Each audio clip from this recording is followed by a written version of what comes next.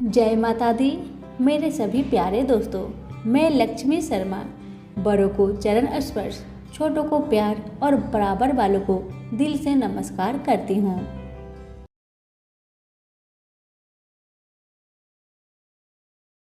आज आप सुनेंगे चैत्र अमावस्या व्रत पर सुनी जाने वाली 5 कथाएं। इन कथाओं को भाग्यशाली लोग ही सुन पाते हैं। इन कथाओं को श्रद्धा पूर्वक सुनने मात्र से दुखों का अंत होता है। कथाओं को पूरा सुनिए और दूसरों को भी शेयर कीजिए। प्रेम से बोलिए उमापति शंकर भगवान की जय हो। अब सुनिए कथा। अब सुनिए चैत्र अमावस्या की कथा। एक नगरी में एक राजा रहता था। उसकी प्रजा तथा उसका परिवार बहुत ही खुशहाल जीवन व्यतीत कर रहा था। राजा की पत्नी बहुत ही धार्मिक विचारों वाली थी और अपनी प्रजा को देखकर बहुत खुश थी। राजा के महल के सामने एक साहूकार की हवेली थी। रानी तथा साहूकार की पत्नी सहेलियों की तरह एक दूसरे से बातें करती रहती थी। एक दिन साहूकार की हवेली से साहूकार की पत्नी की रोने की आवाज़ आई। रोने की आवाज़ सुनकर रानी ने राजा से इसका कारण पूछा तो राजा ने बताया कि साहूकार के पुत्र की मृत्यु हो गई है, जिस वजह से साहूकार की पत्नी दुखी है और दुख के कारण से रो रही है। इस बात को सुनने के बाद रानी ने कहा कि आखिर दुख क्या है, वह क्यों रो रही है। यह बात सुनने के बाद राजा को समझ नहीं आ रहा था कि वह रानी को किस तरह समझाए कि दुख क्या होता है।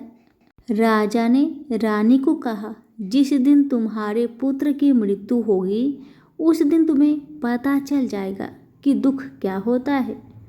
राजा ने कहा, तुम अपने पुत्र को मार दो, तभी तुम्हें दुख के बारे में पता चलेगा। यह बात सुनने के बाद रानी ने अपने पुत्र को महल से नीचे गिरा दिया। भगवान की कृपा से रानी का पुत्र किसी ढेर पर गिर गया और उसे कुछ नहीं हुआ। पुत्र को देखने के बाद रानी ने फिर से वही प्रश्न राजा से पूछा। तब राजा ने कहा कि पड़ोसी राज्य से युद्ध हो रहा है, मैं उस युद्ध में अकेला जाऊंगा और जब मेरी मृत्यु की खबर तुम तक पहुंचेगी तो तुम्हें एहसास हो जाएगा कि दुख क्या होता है। राजा युद्ध के लिए चला गया, परंतु भगवान की कृपा से वह जीत गया।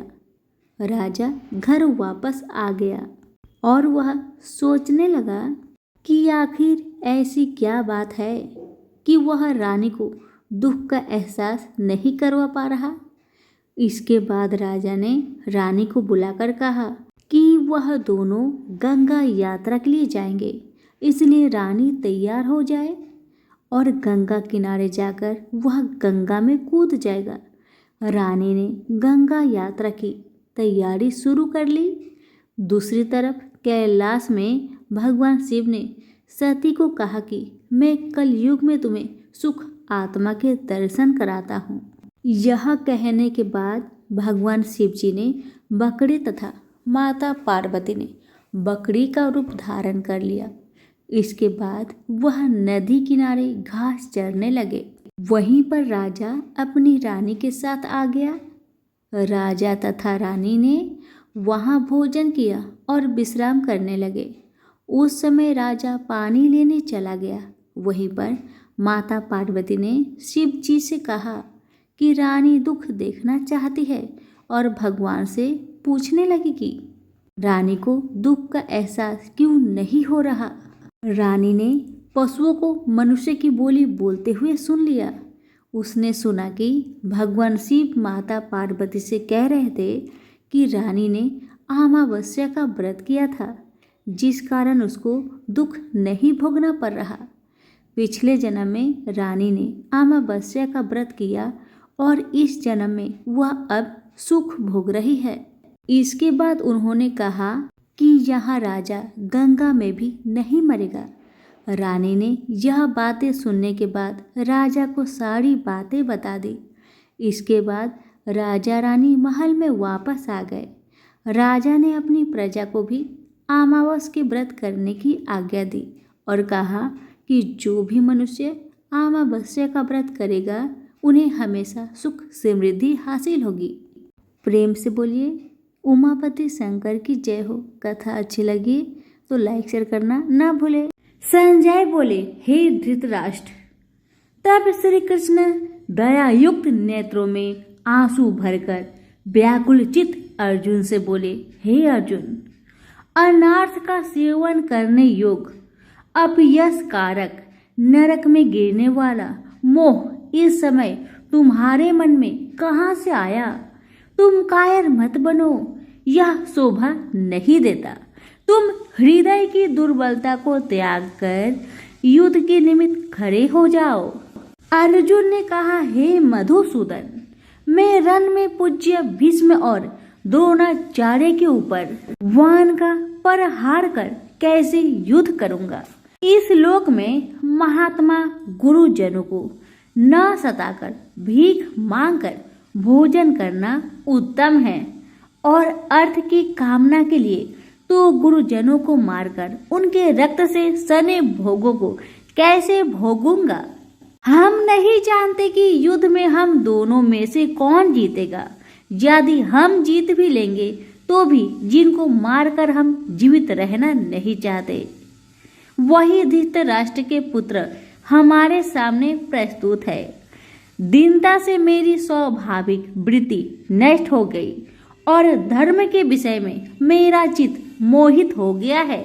मैं आपसे पूछता हूँ, निश्चय करके मेरा भला हो, वह मुझसे समझाकर कहिए, क्योंकि मैं आपका शिष्य हूँ और आपकी शरण में हूँ। अतः मुझे ज्ञान दीजिए। मुझे पृथ्वी का निष्कंटक राज्य मिल जाए और देवताओं का भी आधिपत्य मिल जाए तो भी कोई ऐसा उपाय नहीं दिखता कि जो मेरी इंद्रियों को दुखाने वाला शोक को दूर करे।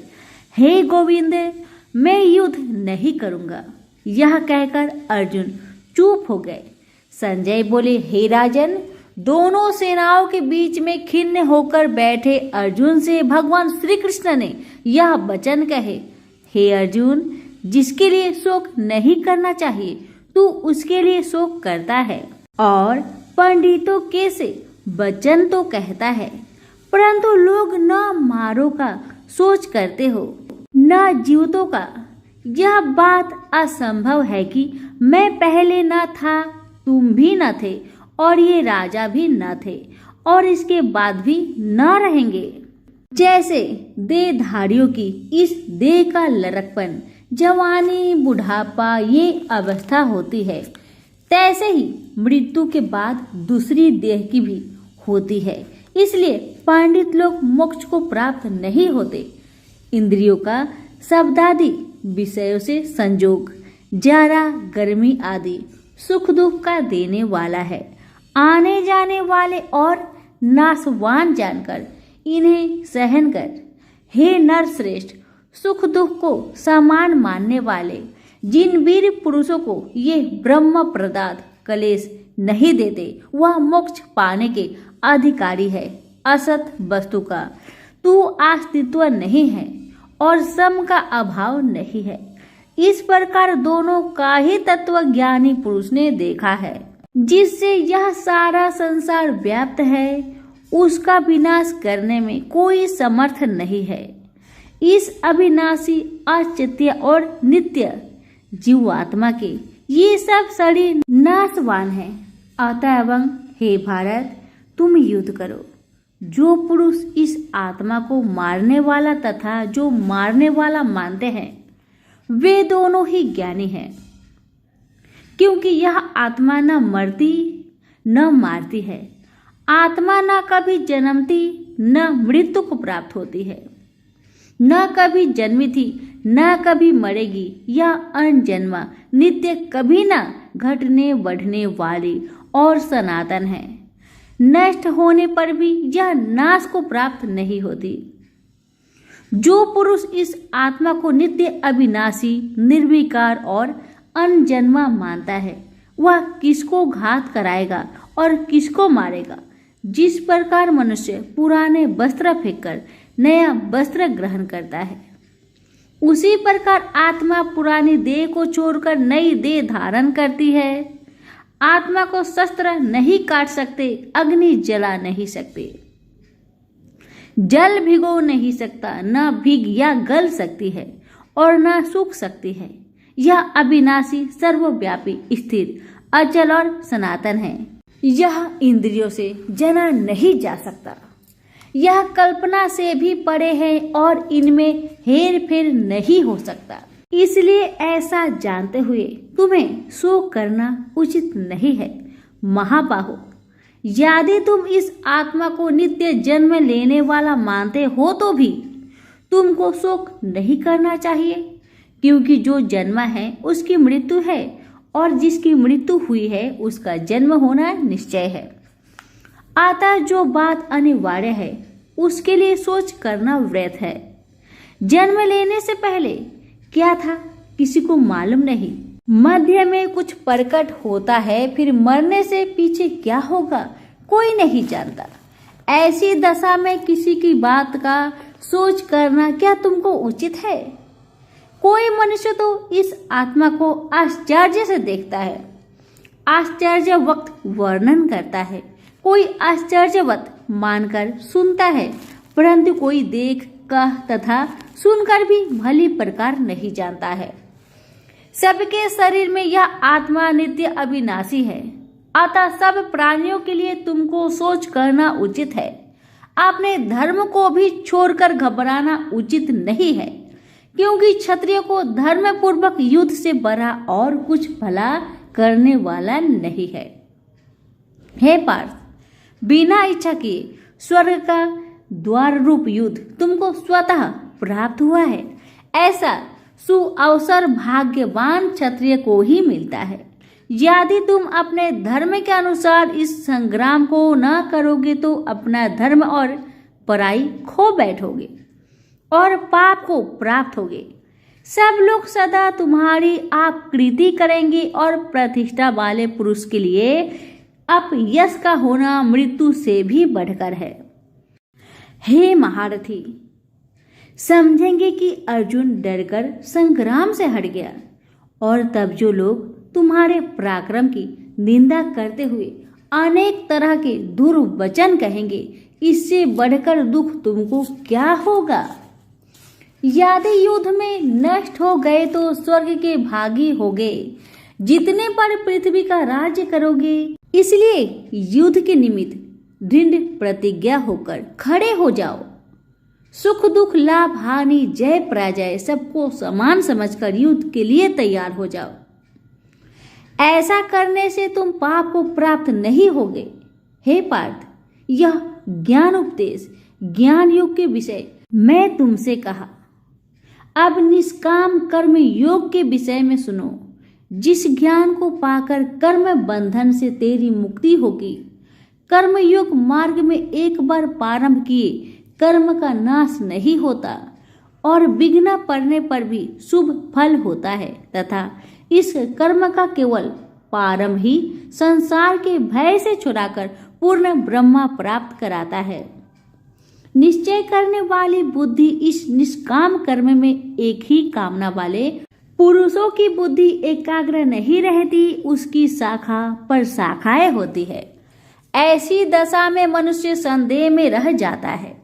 स्वर्ग सुख को ही जो उत्तम पुरुषार्थ समझते हैं, उनका कामनाओं से चित्त व्याकुल होने के कारण निश्चयात्मक बुद्धि से मोक्ष साधना उत्पन्न नहीं होती, कारण कि उनका चित्त भोगादि में सदैव निमग्न रहता है। जिन मनुष्य का चित्त इस प्रकार मोह में लिप्त है और जिनकी आसक्त भोग विलास और ऐश्वर्य में है, ऐसे पुरुषों के अंत कारण में निश्चयात्मक बुद्धि नहीं होती। हे अर्जुन, वेद त्रिगुणात्मक है, तुम निष्काम हो जाओ। सुख दुख को समान जानकर नित्य क्षेम आदि सर्वथों में न पड़कर धीरजवान और आत्मनिष्ठ हो जाओ। तुमको केवल कर्म करना चाहिए।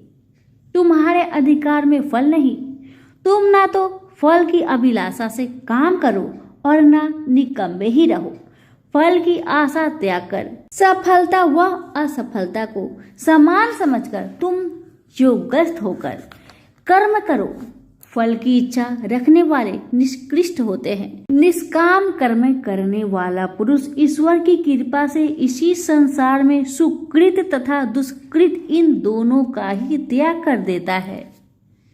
जो सब कर्मों का कल्याण कारक है, कर्म फल को त्याग कर ही बुद्धि युक्त ज्ञान पा पुरुष जन्म बंधन से हटकर मोक्ष को पाते हैं। जब तुम्हारी बुद्धि मोह बन के बाहर निकल जाएगी, तब तुम्हारा मन आगे होने वाली तथा हुई बातों से विरक्त हो जाएगा।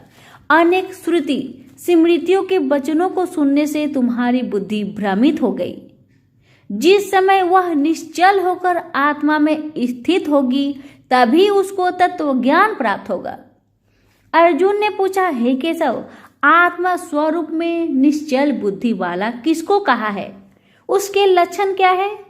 श्री कृष्ण जी बोले, हे अर्जुन, जो महापुरुष मन की सब कामनाओं को त्याग देता है और अपने आप ही सब प्रसन्न रहता है, उसको निश्चल बुद्धि वाला कहते हैं। दुख में जिसके मन में खेद नहीं होता और सुख में जिसको आसक्त नहीं होती तथा प्रीति भय क्रोध जिसके जाते रहते हैं, वह महात्मा स्थिर बुद्धि वाला मुनि कहलाता है। जो सर्वत्र स्नेह करता है, जो शुभ पदार्थ प्राप्त होने पर हर्ष नहीं करता, अशुभ से अप्रसन्न नहीं होता, उसी को स्थिर बुद्धि जानना चाहिए। और कछुआ जैसे अपने अंगों को सिकोड़ लेता है, उसी तरह जो पुरुष अपनी इंद्रियों को विषय से हटाता है, उसकी बुद्धि स्थिर जाननी चाहिए। हे अर्जुन, मोक्ष का प्रयत्न करने वाले विद्वान व्यक्ति की भी प्रबल इंद्रियां बलात्कार से उनके मन को जीत लेती है। इसलिए सब इंद्रियों को विषय से रोको, मेरे विशेष तत्पर हो जाओ। जिसने इंद्रियों को बस में कर लिया, उसकी बुद्धि निश्चल है। जो पुरुष विषय के ध्यान में रहता है, उसे उसकी प्राप्ति हो जाती है। प्राप्ति होने से कामना होती है, इच्छा के पूर्ण न होने से क्रोध से अविवेक होता है, अविवेक से स्मरण शक्ति नष्ट हो जाती है, स्मरण शक्ति के नष्ट होने से बुद्धि क्षय हो जाती है। जिसकी बुद्धि का नाश हुआ, वह विनाश को प्राप्त होता है। जो पुरुष राग देश से रहित हो, इंद्रियों के विषय सुख का अनुभव करता है और अपने मन को बस में रखता है, वह शांति को प्राप्त होता है। शांति मिलने पर सब दुखों का नाश होता है। पर संचित वाले की बुद्धि तुरंत निश्चल हो जाती है। जो पुरुष योग मुक्त नहीं है, उनको निश्चल बुद्धि उत्पन्न नहीं होती। भावना के न होने से शांति प्राप्त नहीं होती। अशांत को सुख कहाँ से मिलेगा? इस कारण हे महाबाहो, जिसने इंद्रियों को विषय में सर्वथा रोक रखा है, उसी की बुद्धि स्थिर है। जो सब प्राणियों की रात होती है, उसमें संयमी जागता रहता है, और प्राणी मात्र जिस समय जागते हैं, मुनि जनों की वह रात्रि है। जल से भरे पूर्ण समुद्र में जल भरने पर भी वह अपनी मर्यादा पर ही रहता है। उसी तरह जिस पुरुष में इच्छा रहने पर भी सब विषय भोग प्रवेश नहीं करते, उसी को शांति मिलती है। विषय की इच्छा करने वाले को शांति नहीं मिलती। जो पुरुष सब कामनाओं को छोड़कर इच्छा रहित हो विचारता है, ममता अहंकार जिसमें नहीं है, वह शांति को प्राप्त होता है। हे पार्थ, ब्रह्मा स्थिति यही है। ऐसी स्थिति मिल जाने पर प्राणी फिर मोह में नहीं फंसता और अंत समय में निर्वाण ब्रह्मा को प्राप्त होता है। सभी प्रेम से बोले श्री कृष्ण भगवान की जय। एक गांव में एक साहूकार रहता था। साहूकार की एक बेटी थी, जो कि हर रोज पीपल सींचने जाती थी। पीपल के वृक्ष में से लक्ष्मी जी प्रकट होती थी और चली जाती।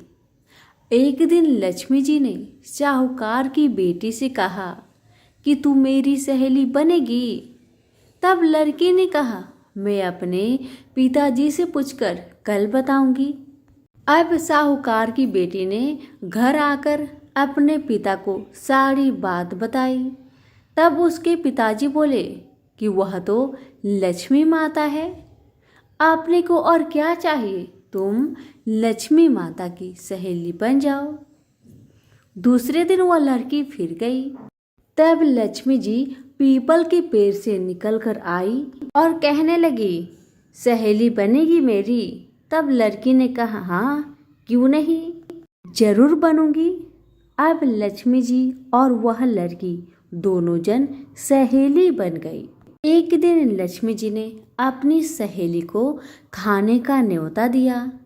घर आकर लड़की ने अपने माँ पिता से कहा कि मेरी सहेली ने मुझे खाने का न्योता दिया है। तब पिता ने कहा कि सहेली के यहाँ जिमने जाइयो, पर संभाल कर जाना। तब वह लक्ष्मी जी के यहाँ जिमने गई तो लक्ष्मी जी ने उसे साल 2 साला ओढ़ने के लिए दिया, रुपए दिए, सोने की चौकी, सोने की थाली में 36 प्रकार के भोजन करा दिए। जिम कर जब वह जाने लगी तो लक्ष्मी जी ने पल्ला पकड़ लिया और कहने लगी कि मैं भी तेरे घर जिमने आऊंगी। तब लड़की ने कहा, हाँ सहेली क्यों नहीं, जरूर आना। अब वह घर जाकर चुपचाप बैठ गई। तब पिता ने पूछा कि सहेली की यहाँ से जिम कर आ गई और तू उदास क्यों बैठी है? तब उसने कहा, पिताजी मेरे को तो लक्ष्मी जी ने इतना कुछ दिया, अनेक प्रकार के भोजन कराए, परंतु मैं कैसे उनको जिमाऊंगी? अपने घर में तो कुछ भी नहीं है। तब उसके पिता ने कहा, गोबर मिट्टी से चौका लगाकर घर की सफाई कर लेना, 4 मुख वाला दिया जलाकर लक्ष्मी जी का नाम लेकर रसोई में बैठ जाना। लड़की सफाई करके लड्डू लेकर बैठ गई। उसी समय एक रानी नहा रही थी। उसका 9 लखा हार चील उठाकर ले गई और उसके घर वह 9 लखा हार डाल गई और उसका लड्डू ले गई। बाद में वह हार को तोड़कर बाजार में गई और सामान लाने लगी तो सुनार ने पूछा कि क्या चाहिए? तब उसने कहा कि सोने की चौकी, सोने के थाल, साल 2 साला दे दे, मोहर और सामग्री दे, 36 प्रकार का भोजन हो जाए इतना सामान दे। सारी चीजें लेकर बहुत तैयारी करी और रसोई बनाई। तब गणेश जी से कहा कि लक्ष्मी जी को बुलाओ। आगे आगे गणेश महाराज, पीछे पीछे लक्ष्मी जी आई। उसने फिर चौकी डाल दी और कहा, सहेली चौकी पर बैठ जा। तब लक्ष्मी जी ने कहा, सहेली चौकी पर तो राजा रानी के भी मैं नहीं बैठी, किसी के भी यहाँ नहीं बैठी। तो उसने कहा, पर मेरे यहाँ तो तुम्हें बैठना ही पड़ेगा। फिर लक्ष्मी जी चौकी पर बैठ गई।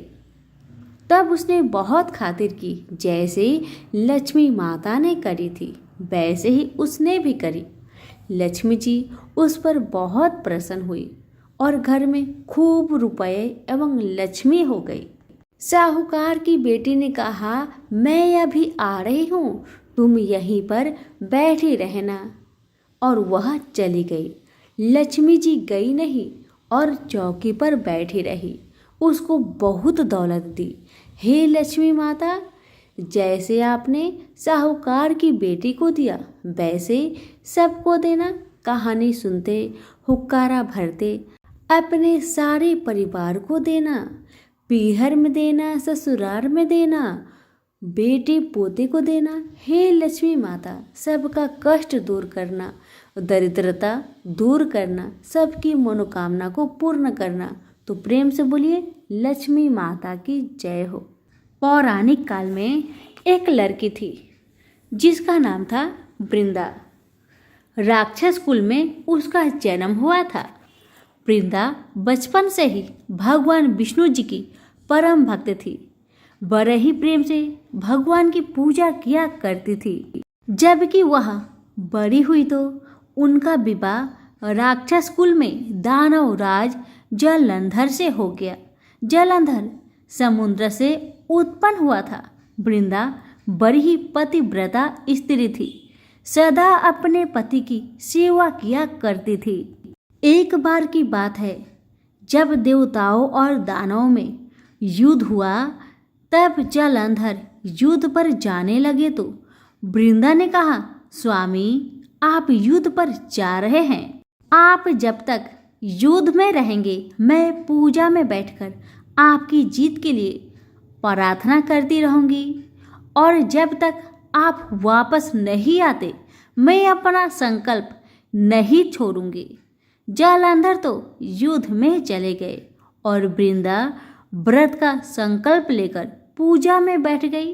अनेक व्रत के प्रभाव से देवता भी जलंधर को ना जीत सके। सारे देवता जब हारने लगे तो भगवान विष्णु जी के पास गए।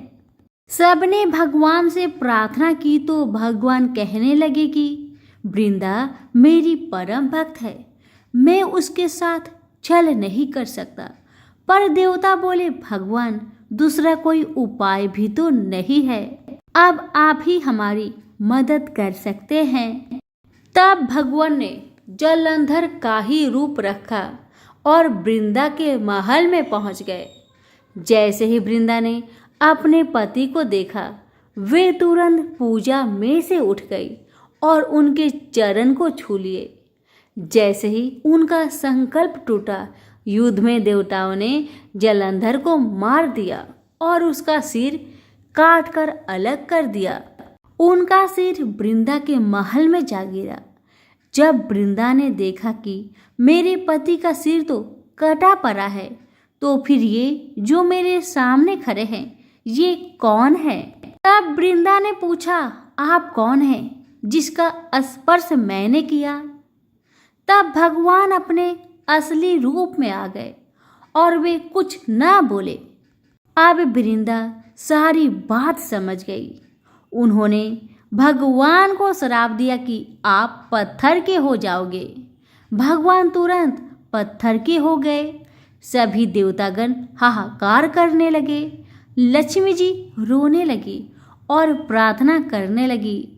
तब वृंदा जी ने भगवान को वापस वैसा ही कर दिया और अपने पति का सिर लेकर वे सती हो गई। उनकी राख से एक पौधा निकला।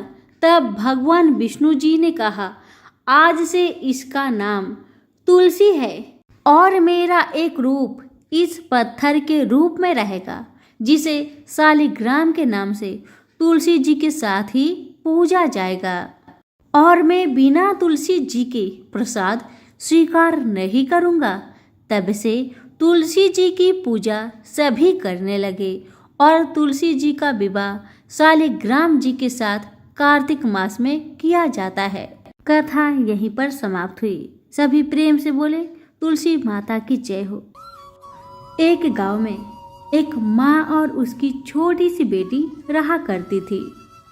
एक दिन बिटिया रानी अपने माँ से कहने लगी, माँ सभी लोग मेला देखने जा रहे हैं, मुझे भी जाना है, मुझे जाने दो ना माँ।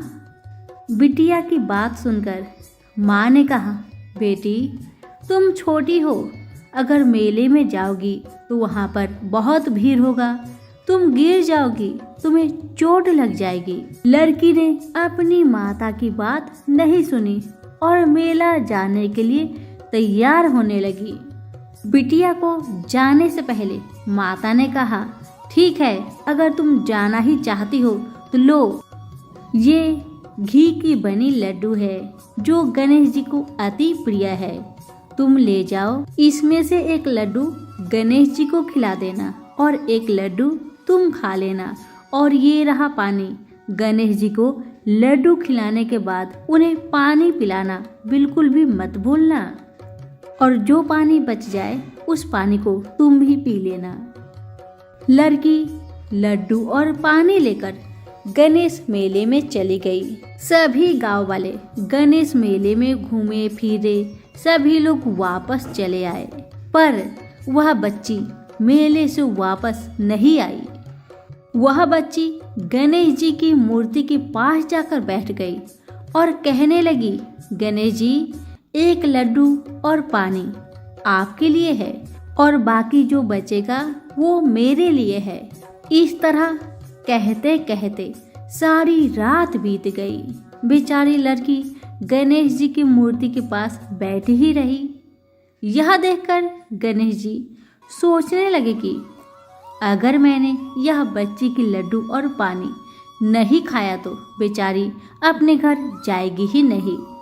अब तो गणेश जी को मजबूरन उस बच्ची के पास अपना भेष बदलकर आना पड़ा और उस लड़की के हाथों से एक लड्डू लेकर खा लिया और साथ में थोड़ा पानी भी पी लिया और कहने लगे, बिटिया, ये लड्डू बहुत ही स्वादिष्ट थे, मुझे खाकर बहुत आनंद आ गया, मैं बहुत प्रसन्न हूँ, तुम वर मांगो मुझसे, तुम क्या चाहती हो। लड़की मन ही मन में सोचने लगी कि मैं क्या मांगू, अन्न मांगू या धन मांगू या अपने लिए अच्छा वर मांगू या खेत मांगू या महल मांगू। बेचारी यह सब वह अपनी मन में सोच ही रही थी तो गणेश जी उनकी मन की बात को जान गए। गणेश जी उस लड़की से बोले, जाओ बेटी, तुमने जो मन में सोचा है तुम्हें वह सब मिल जाएगा।